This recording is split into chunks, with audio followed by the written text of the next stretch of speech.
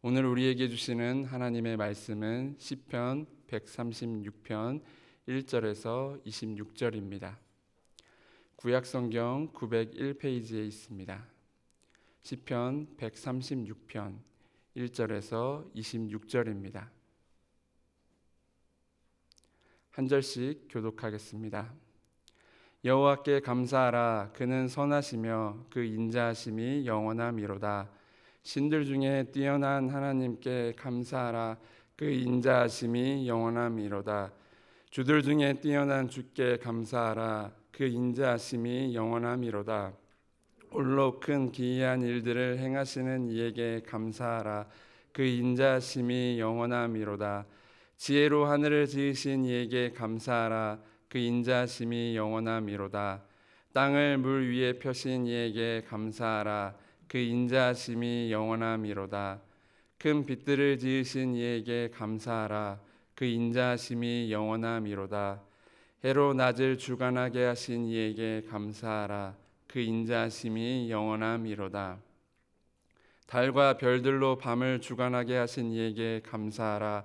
그 인자하심이 영원함이로라. 애굽의 장자를 치신 이에게 감사하라. 그 인자하심이 영원함이로라. 이스라엘을 그들 중에서 인도하여 내신 이에게 감사하라. 그 인자하심이 영원함이로다. 강한 손과 표심팔로 인도하여 내신 이에게 감사하라. 그 인자하심이 영원함이로다.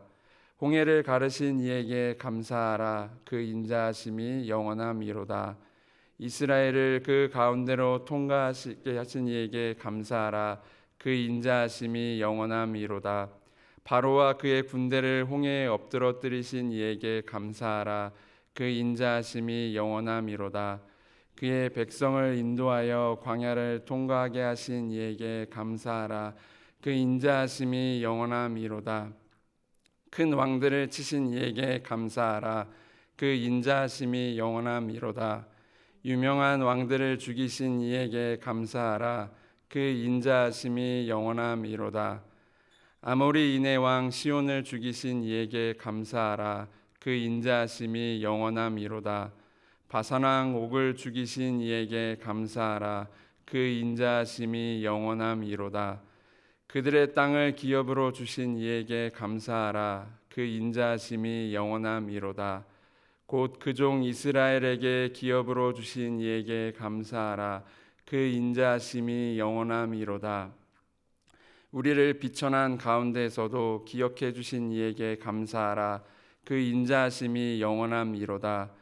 우리를 우리의 대적에게서 건지신 이에게 감사하라. 그 인자하심이 영원함이로다. 모든 육체에게 먹을 것을 주신 이에게 감사하라. 그 인자하심이 영원함이로다. 하늘의 하나님께 감사하라. 그 인자하심이 영원함이로다. 아멘. 오늘 우리가 함께 읽은 시편 136편은 표제가가 없는 시편 중에 하나이며 대할렐 시편으로 구분됩니다. 할렐 시편은 유대인들이 절기 때 가정이나 성전에서 함께 불렀던 찬양 시편을 의미합니다. 한 가지 주목할 것은 각 구절마다 상반절과 하반절이 명확하게 구분되고 있다는 점입니다. 이처럼 상하반절이 명확하게 구분된 것은 상반절은 인도자가 선창을 하고 하반절은 회중들이 화답을 하는 형태이기 때문에 그렇습니다. 인도자가 부르는 상반절은 각 구절마다 다른 내용을 노래하고 있지만 회중들이 화답을 하는 구절은 동일하게 그 인자하심이 영원함이로다라는 찬양으로 이루어져 있습니다. 앞선 120편에서 134편까지는 성전에 올라가는 노래라는 표제어를 가지고 있는 시편이었습니다. 성전을 향하는 중에 부르는 노래 다음에 이어지는 노래가 성전에서 공동체가 함께 부르는 찬양시인 것은 매우 자연스러운 모습이라고 할 수 있습니다. 그토록 갈망하고 바라던 성전을 올라가면서 부르던 노래가 끝이 나고 공동체가 다 함께 하나님의 인자하심을 찬양하는 할렐시를 부르는 것은 감동적이기도 하고 아름답기도 합니다. 그런데 오늘 시편은 바벨론 포로기 혹은 포로기 이후에 지어졌을 것이라고 학자들이 추정하고 있습니다. 정확한 시기를 알 수는 없지만 분명한 것은 나라는 망해서 불타 없어지고 이스라엘이 믿고 있던 하나님이 바벨론의 신에게 진 것만 같은 절망적인 상황 속에서 이 시가 나온 것입니다. 정리하자면 고난과 절망 속에서 부른 시인의 노래를 이스라엘의 공동체가 함께 부르며 하나님을 향한 감사를 표현한 것입니다. 분명 주변의 상황은 여의치 않고 어렵지만 그 가운데에서도 하나님의 인자하심을 찬양할 수 있었던 이유에 대해 생각해 보며 말씀을 같이 나눠보도록 하겠습니다. 1절에서 3절 말씀입니다. 여호와께 감사하라. 그는 선하시며 그 인자하심이 영원함이로다. 신들 중에 뛰어난 하나님께 감사하라. 그 인자하심이 영원함이로다. 주들 중에 뛰어난 주께 감사하라. 그 인자하심이 영원함이로다. 시인은 먼저 여호와 하나님께 감사하라고 말합니다. 그리고 감사해야 하는 이유에 대해서 하나님께서 선하시며 그 인자하심이 영원하기 때문이라고 말합니다.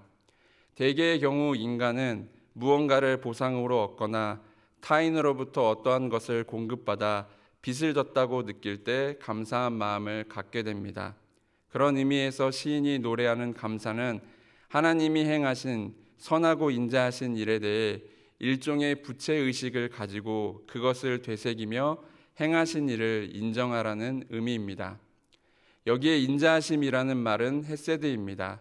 헤세드는 성경에서 인자, 인애, 충성, 신실 등의 의미로 사용이 되고 있는데 시인이 말하고자 하는 것은 약속에 대한 하나님의 신실하심입니다. 그래서 시인은 약속을 반드시 지키시는 하나님의 신실하심은 영원하기 때문에 이스라엘아, 하나님께 감사해야 한다. 하나님의 선하심과 신실하심을 인정해야 한다고 말하는 것입니다. 그렇다면 약속에 대한 하나님의 신실하심을 왜 인정하고 감사해야 할까요? 시인은 이어지는 구절을 통해 그 답을 말합니다. 이어지는 구절을 보면 신들 중에 뛰어난 하나님께 감사하라고 나옵니다. 우리가 믿는 그리고 이스라엘이 믿었던 하나님은 유일하신 여호와 하나님이십니다. 그런데 시인은 신 중의 신이 아니라 복수를 사용하여 신들 중에 뛰어난 하나님이라고 표현합니다. 그런데 이것은 하나님께서 신들 중에서 뛰어나다는 의미보다는 과거의 이스라엘이 다른 신들을 섬겼다는 의미라고 할 수 있습니다. 이스라엘은 분명 다른 신들을 섬겼습니다. 이어지는 3절에서도 주들 중에서 뛰어난 주께 감사하라고 반복적으로 지적하고 있습니다. 그럼에도 불구하고 하나님께 감사하라는 것은 어떤 의미일까요? 분명 이스라엘이 하나님을 버리고 다른 신들을 섬기는 잘못을 했지만 그럼에도 하나님께서는 약속에 대하여 신실하신 분이기 때문에 이스라엘이 돌이키면 반드시 받아주실 것이라는 말입니다. 그렇기 때문에 이것을 인정하고 이런 은혜를 베푸신 하나님께 감사하라는 의미일 것입니다. 구절 속에 담긴 의미를 묵상해 보면 이런 것입니다. 이전에 잘못했던 삶에서 돌이켜 이제는 하나님 앞으로 돌아와 예배자로 서자는 의미입니다. 하나님을 예배하며 이스라엘을 용서하시고 받아주신 신실하신 하나님의 은혜를 되새기며 감사하자는 것입니다. 그래서 시인은 이어서 하나님께서 베풀어 주신 놀라운 일들을 노래합니다. 4절에서 9절 말씀입니다. 홀로 큰 기이한 일들을 행하시는 이에게 감사하라. 그 인자하심이 영원함이로다. 지혜로 하늘을 지으신 이에게 감사하라. 그 인자하심이 영원함이로다. 땅을 물 위에 펴신 이에게 감사하라. 그 인자하심이 영원함이로다. 큰 빛들을 지으신 이에게 감사하라. 그 인자하심이 영원함이로다. 해로 낮을 주관하게 하신 이에게 감사하라. 그 인자하심이 영원함이로다. 달과 별들로 밤을 주관하게 하신 이에게 감사하라. 그 인자하심이 영원함이로다. 시인은 홀로 큰 기이한 일들을 행하신 하나님께 감사하라고 말합니다. 시인이 말하는 큰 기이한 일은 창조를 의미합니다. 하나님께서는 온 우주를 지혜로 창조하셨습니다. 여기에서 지혜는 하나님의 솜씨를 의미합니다. 하나님께서는 온 우주의 질서를 솜씨 있게 세우셨습니다. 우리가 별다른 의식과 생각 없이 이 세계와 우주를 보면 현재 발을 내딛고 있는 땅과 저 우주를 수놓는 수많은 별들이 당연한 것처럼 생각됩니다. 그런데 우리가 그것을 당연하게 여길 수 있는 것은 이 우주를 만드신 분이 질서 있는 솜씨로 붙잡고 운행하시기 때문입니다. 그래서 우리는 이것들을 당연하게 누릴 수 있는 것입니다. 이 우주와 피조세계 가운데에는 하나님의 신비가 가득합니다. 그런데 이 신비는 이것이 우리를 위하여 행하신 하나님의 큰 기이한 일이라는 것을 기억할 때 비로소 발견할 수 있습니다. 그래서 시인은 그런 놀라운 일을 행하신 하나님의 은혜에 대해 의식하고 살아가면 감사할 수밖에 없다고 이야기합니다. 뿐만 아니라 그런 놀라운 일을 행하신 이가 자기 백성을 그냥 두시겠냐고 이야기합니다. 10절에서 22절 말씀입니다. 애굽의 장자를 치신 이에게 감사하라. 그 인자하심이 영원함이로다. 이스라엘을 그들 중에서 인도하여 내신 이에게 감사하라. 그 인자하심이 영원함이로다. 강한 손과 표심팔로 인도하여 내신 이에게 감사하라. 그 인자하심이 영원함이로다. 홍해를 가르신 이에게 감사하라. 그 인자하심이 영원함이로다. 이스라엘을 그 가운데로 통과하게 하신 이에게 감사하라. 그 인자하심이 영원함이로다. 바로와 그의 군대를 홍해에 엎드러뜨리신 이에게 감사하라. 그 인자하심이 영원함이로다. 그의 백성을 인도하여 광야를 통과하게 하신 이에게 감사하라. 그 인자하심이 영원함이로다. 큰 왕들을 치신 이에게 감사하라. 그 인자하심이 영원함이로다. 유명한 왕들을 죽이신 이에게 감사하라. 그 인자하심이 영원함이로다. 아모리 인의 왕 시온을 죽이신 이에게 감사하라. 그 인자하심이 영원함이로다. 바산 왕 옥을 죽이신 이에게 감사하라. 그 인자하심이 영원함이로다. 그들의 땅을 기업으로 주신 이에게 감사하라. 그 인자하심이 영원함이로다. 곧 그 종 이스라엘에게 기업으로 주신 이에게 감사하라. 그 인자하심이 영원함이로다. 시인은 이스라엘의 지난 역사를 이야기합니다. 애굽 땅에서 종살이하며 고통하던 이스라엘 곁으로 하나님께서 친히 내려오셨습니다. 그리고 애굽의 장자를 치시고 강한 손과 표심팔로 홍해를 가르시고 이스라엘을 그 가운데로 통과하게 하셨다고 노래합니다. 그리고 난 후 이스라엘을 가나안에 들어가게 하시고 그것의 대족들을 무찌르시고 약속대로 땅을 기업으로 주신 하나님께 감사하라고 시인은 노래합니다. 시인은 지나간 이스라엘의 역사를 회상하도록 이끌고 있습니다. 앞에서 말한 바와 같이 이 시를 지은 때가 포로기 혹은 그 이후라면 이스라엘의 상황은 말할 수 없이 처참할 것입니다. 나라가 망하고 폐허가 된 예루살렘을 앞에 둔 이스라엘의 처지는 애굽에서 종살이하던 과거와 비슷합니다. 그런 상황 속에서 약속대로 이스라엘을 가나안으로 인도하신 하나님을 떠올리며 감사하라고 노래합니다. 시인은 과거의 상황 속에 현재의 이스라엘을 대입해 보라고 권하고 있습니다. 분명 이전의 이스라엘의 상황 또한 도저히 불가능한 상황이었습니다. 그렇지만 하나님께서 이스라엘을 친히 찾아오셔서 신실하게 약속을 이행하셨던 것을 기억해 보라고 시인은 노래합니다. 그리고 마지막까지 하나님을 향한 찬양의 노래를 이어갑니다. 23절에서 26절입니다. 우리를 비천한 가운데에서도 기억해 주신 이에게 감사하라. 그 인자하심이 영원함이로다. 우리를 우리의 대적에게서 건지신 이에게 감사하라. 그 인자하심이 영원함이로다. 모든 육체에게 먹을 것을 주신 이에게 감사하라. 그 인자하심이 영원함이로다. 하늘의 하나님께 감사하라. 그 인자하심이 영원함이로다. 시의 마지막 부분에서 시인은 비천한 가운데에서도 기억해 주시고 대적에게서 건지신 하나님께 감사하라고 노래하고 있습니다.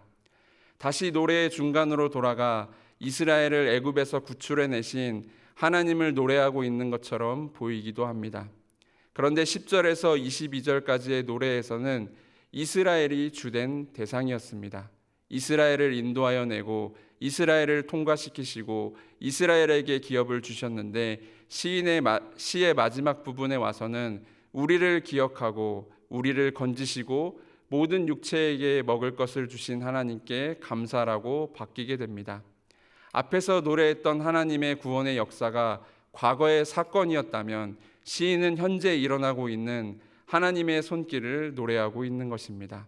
현재 우리의 삶 속에서 우리를 기억하시고 건지시고 모든 필요를 공급해 주시는 하나님, 약속에 대하여 신실한 그분께서 우리를 찾아와 함께해 주시기 때문에 하나님만으로 충분할 뿐 아니라 그것만으로 우리는 감사할 수 있다고 시인은 노래를 마무리하고 있습니다.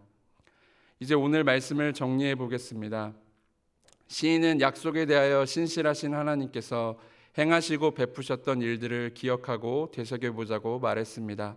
그러면 우리가 하나님께 감사의 찬양을 올려드릴 수밖에 없을 것이라고 노래하였습니다. 그리고 그 이유에 대해 이렇게 설명했습니다. 하나님께서는 피조물의 생각으로는 도저히 닿을 수 없는 무한한 능력으로 온 우주 만물을 창조하신 분이시기에 능력이 부족해서 이스라엘을 그냥 둔 것이 아니라고 시인은 노래하였습니다. 오히려 아브라함과 맺은 언약을 이행하시기 위하여 이스라엘을 찾아가셨던 하나님을 보라고 말했습니다. 하나님께서 애굽의 장자를 치시고 홍해를 가르시며 구름과 불기둥으로 이스라엘을 가나안 땅으로 데려가셨던 것을 보았고 들었고 우리가 믿지 않느냐고 말합니다. 과거의 이스라엘이 고통과 속박 가운데 찾아오신 하나님을 만나고 경험했던과 같이 현재 우리도 그렇게 하나님을 만나게 될 것이라고 시인은 노래합니다. 하나님께서는 그 인자하심이 영원하기 때문에 약속대로 반드시 우리 곁으로 찾아오셔서 손을 내미실 것이기 때문에 그분의 인자하심에 감사할 수밖에 없다고 고백하였습니다. 그러면 현재를 살아가는 우리는 이 말씀을 어떻게 대입해 볼 수 있겠습니까? 허물과 죄로 인해 죽었던 우리를 구원하시기 위해 예수님께서는 친히 우리를 찾아오셨습니다. 우리의 연약함과 부족함을 대신 짊어지시고 우리의 속사람을 새롭게 하기 위하여 십자가에 달리기를 주저하지 않으셨습니다. 또 죽음을 이기시고 부활하셔서 우리에게 새로운 생명을 주시고 하늘로 승천하신 후 성령 하나님께서 우리 곁으로 오셨습니다. 성령님께서는 믿지 못하는 우리의 마음을 변화시켜 주실 뿐만 아니라 상처와 아픔과 고통으로 뒤범벅된 우리의 마음을 고쳐주셨습니다. 뿐만 아니라 우리가 죄악된 길에서 떠나 아버지 하나님께로 나아갈 수 있도록 인도해 주셨습니다.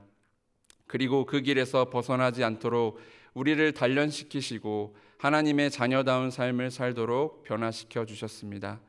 약속의 말씀대로 이루어지지 않은 것이 단 하나도 없습니다. 이것이 우리의 삶에서 경험되고 받아들여지고 인정될 때까지 하나님의 손길은 계속 이어질 것입니다.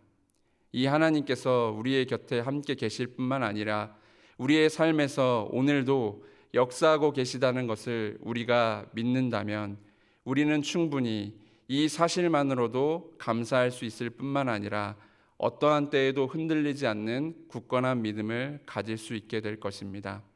오늘도 우리의 삶에 찾아오시는 신실한 하나님이 계시기 때문에 우리는 담대히 믿음의 길을 걸어갈 수 있습니다. 이것을 우리가 오늘도 되새기고 기억하며 하루를 시작하기를 소망합니다. 기도하겠습니다. 하나님 아버지, 말씀을 통해 변함없는 하나님의 인자하심이 영원함을 다시금 깨닫게 하시니 감사합니다. 창조 때부터 그리고 이스라엘의 구원의 역사를 넘어 지금의 우리의 삶 속에서도 신실하게 역사하시는 주님의 손길을 보게 하시니 감사합니다.